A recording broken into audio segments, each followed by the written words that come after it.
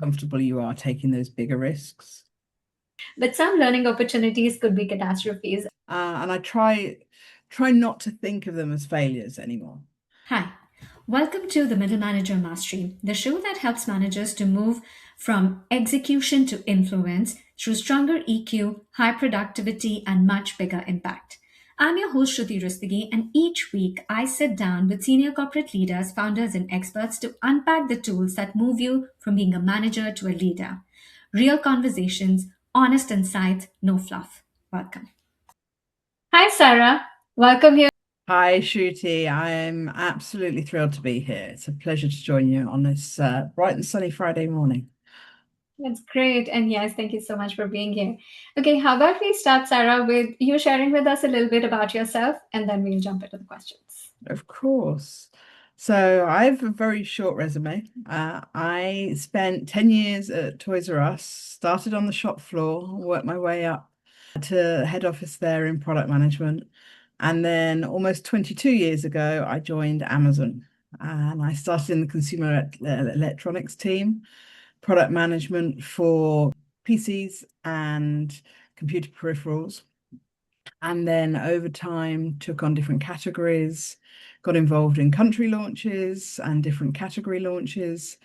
And then 11 years ago, I transferred to Seattle and was leading tech teams for a couple of years. My current role is within customer service, and I lead the social media customer service team globally. So it's been a fun ride. Yeah, and we heard a little bit about all of that fun ride when you had shared some more snippets with us. So, carrying on a little bit of that, Sarah, the question I want to start off with is tell us, you've led so many teams and different parts of the business. What's your mindset around failures? How do you think about failures, and how do you think teams can manage mishaps better and learn from that better? And if you can share with us an example or two, that would be great. There's been a few over the years, and I try not to think of them as failures anymore. I'm very much, even in business reviews with my team, it's more about what did we learn over the last month? What's happened that didn't go quite to plan? I very much think both with success and failure, there's not a bottom and a top. There's always an opportunity to do better and to improve on something, but equally, there's a lot that you can take away from things that don't go to plan. My personal mantra has almost become she wasn't afraid to try. And that's led to a lot of things that really didn't go how I anticipated. And probably my biggest failure or lesson learned was back in 2010. And I was given a really huge challenge from one of the international senior vice presidents at Amazon to launch a promotion that was going to be really big in the UK, as big as Black Friday was becoming for the US. And I pulled a team together and we came up with lots of ideas, and ultimately it led to us launching the first Black Friday sale in the UK, and it's now become a global event, Black Friday, on the back of that. But the week did not go as planned. It didn't matter how much planning we'd put in, there were always unexpected things. Customers didn't behave the way we'd anticipated. The deals were stronger than we'd anticipated, or the customers were happier with the deals than we'd anticipated. Some customers weren't as happy. There were technical problems, there were employee problems, and it was really a week of rolling with the punches. And I came out of it absolutely exhausted. There were a couple of days where we were almost sleeping overnight in the office just to keep things up and running. And I've always been someone who's been really self-reflective. And so after the initial sort of few days of beating myself up and what did I do wrong? Why did this go so wrong? I started realizing quite how much I'd learned from the experience. I was very lucky. The VP I reported into the time was incredibly supportive. One day he came down to my desk and with his executive assistant and said, right, Sally's going to look after you for the rest of the week. You need extra support. You can't be fielding all these emails and everything. Let her take on that so you can focus on the strategy.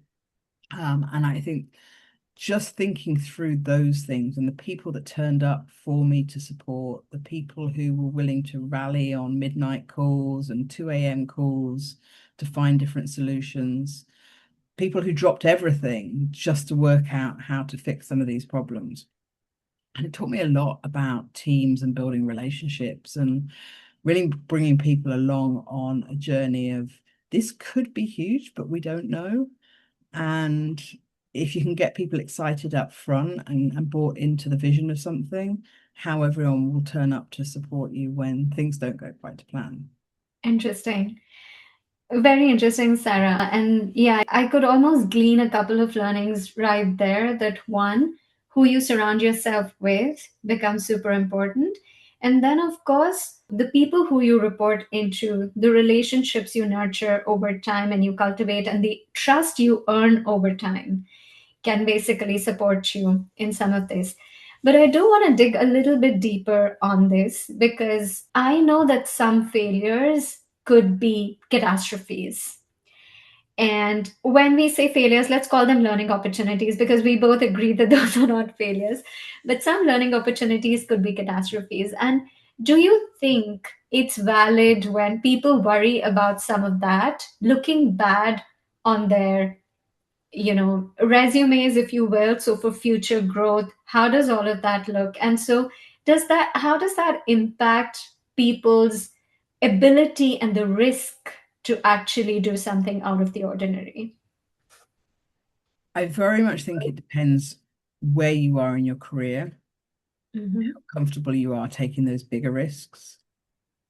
I have got to a point where I know I will land on my feet somewhere. I will be able to adapt. I've got enough experience of things not going to plan that even if I end up as checkout in a supermarket or in an FC, I will find something to keep myself going and keep my brain occupied. Um, Interesting. and I think that is just the certainty that comes with age and experience that I'll work it out. I think it's probably partly, I'm very British. It's the keep calm and carry on. It will be fine. One way or another, everything will be fine. I had a career counselor about 5, 6 years ago, and she was talking me through. I'm very introverted. As much as I spend a lot of time presenting to VPs and SVPs in different roles, I hate it. And I will sit in meetings observing these leaders and thinking through why they're asking these questions, what can I learn from them? But my natural tendency is to hide back and be in my shell and wait until I'm called upon. And I could see in this example I was giving her where things weren't going to plan and teams weren't reacting to what they needed us to. And she talked me through it and she said, well, what's the worst that can happen? I said, well, they think I'm stupid. She said, well, really? Like, does it really matter? Who are they to judge you? What's really the worst that could happen? Well, I get a bad rating and I lose my job. She's like, so what? What's the worst that can happen? Would you find another job? Well, yeah, sure. And she talked me through this. And it ended up with me putting a post-it note, which I still have in front of me. I can see it now, that says, what's the worst that can happen? And so if I'm in these situations, I started looking at the post-it note and it gave me the sort of personal trigger to start speaking up. About 6 months after that, I started seeing the results. And I've Mm. been speaking up more, and these teams were reacting, and we were driving real change. There was a big customer-facing defect that had existed for many years, and it was growing. And while it wasn't huge feature, like customers weren't asking for this change, it was impacting a portion of customers on a daily basis. And it was the biggest reason why customers were contacting customer service. And me speaking up rallied a team and they started addressing it and they actually found it was a much bigger problem and they built alarming around it. And in the 4 years since the project started, they've now almost eradicated this defect. Wow. And so after I started seeing that momentum coming from the teams, the post-it now says what's the worst that can happen, but the worst is struck out and it now says what's the best that can happen. And it Ah, I love became that. something that I apply to just life in general. It's like stop being scared. Like, really, you'll land on your feet. One way or another, things will work out. And I think so. That's, I think, how I've started addressing even those catastrophic things. I've got to a Mhm. point in my career that I'll work it out.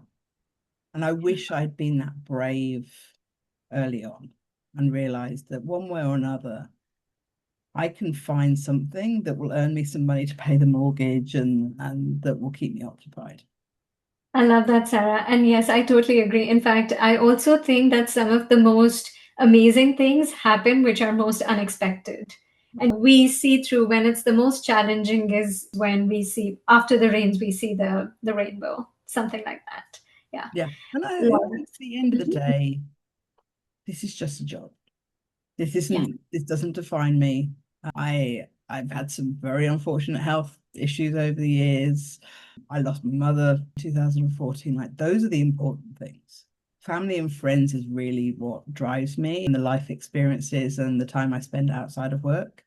There's the old sort of saying nobody's going to write on your gravestone that she worked at Amazon for 22 years. So I think just having that perspective, yes, I enjoy work. I love what I do. I enjoy spending time with the people that I work with, but it's only a job. I agree. In fact, somebody had once gone on to the limit and told me, well, you know what? You're not even saving lives. So Yeah, just sure. relax. It's nothing is going to break That's down. right. When I look at the things that haven't gone to plan in my career, none of them. I look at doctors on a daily basis. There's far more risk that they're Yes. taking, and they truly do have people's lives in their hands. That I'm helping customers have a better experience with Amazon.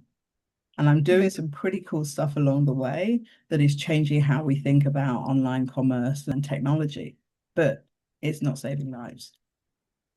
Exactly. I really love that perspective and something that I hold to as well. Great. Thank you for tuning in.